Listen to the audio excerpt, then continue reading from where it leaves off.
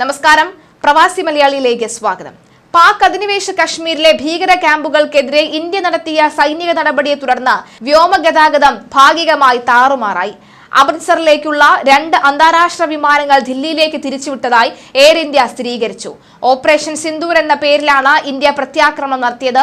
ശ്രീനഗർ, ജമ്മു, അമൃത്സർ, ലേ, ചണ്ഡീഗഡ്, ധർമ്മശാല, ബിക്കാനീർ എന്നിവിടങ്ങളിലേക്ക് തിരിച്ചുമുള്ള വിമാന സർവീസുകൾക്ക് കാലതാമസമോ റദ്ദാക്കലോ ഉണ്ടാകുമെന്ന വിമാന കമ്പനികളായ ഇൻഡിഗോയും സ്പേസ് ജെറ്റും മുന്നറിയിപ്പ് നൽകിയിട്ടുണ്ട്. ബുധനാഴ്ച പുലർച്ചെ ഇന്ത്യൻ സായുധ സേന ഓപ്പറേഷൻ സിന്ദൂർ ആരംഭിച്ചതിന് ശേഷമാണ് തടസ്സമുണ്ടായത്.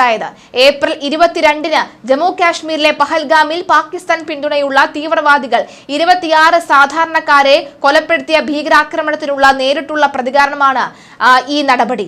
ഇന്ന് പുലർച്ചെ ഉണ്ടായ ഇന്ത്യൻ വ്യോമാക്രമണത്തെ തുടർന്ന് പാകിസ്ഥാനിലെ പ്രധാന വിമാനത്താവളങ്ങളിൽ വ്യോമ അടിയന്തരാവസ്ഥ പ്രഖ്യാപിച്ചു. എല്ലാ പ്രധാന വിമാനത്താവളങ്ങളെയും വിമാന പ്രവർത്തനങ്ങൾ നിർത്തിവെച്ചതായി എക്സ്പ്രസ് ന്യൂസ് റിപ്പോർട്ട് ചെയ്തു.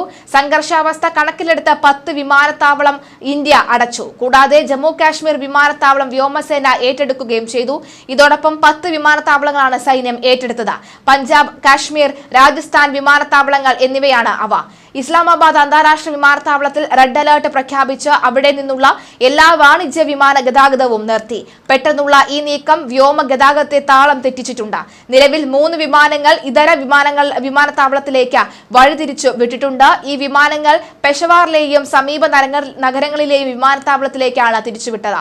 ഇന്ത്യയുടെ ഭാഗത്ത് നിന്ന് ഇനിയും നടപടി ഉണ്ടാകുമെന്ന ഭയത്തെ തുടർന്ന് അടിയന്തര നടപടികൾ ആരംഭിച്ചെന്ന് പാക് മാധ്യമങ്ങൾ പറയുന്നു. റാവൽപിണ്ടിയിൽ പാകിസ്ഥാൻ വ്യോമസേന ജെറ്റുകൾ തുടർച്ചയായി പട്രോളിംഗ് നടത്തിയതായും ആകാശത്ത് ഉച്ചത്തിലുള്ള ശബ്ദങ്ങൾ പ്രതിധ്വനിക്കുന്നതായും ദൃക്സാക്ഷികൾ ഉദ്ധരിച്ച പാക് മാധ്യമങ്ങൾ റിപ്പോർട്ട് ചെയ്തു. കറാച്ചി, ലാഹോർ, മുൾട്ടാൻ, അതുപോലെ തന്നെ ഫൈസലാബാദ്, സ്കാർഡു, പെഷവാർ എന്നിവിടങ്ങളിലെ വിമാനത്താവളങ്ങളിലും അതീവ ജാഗ്രത പ്രഖ്യാപിച്ചിട്ടുണ്ട്.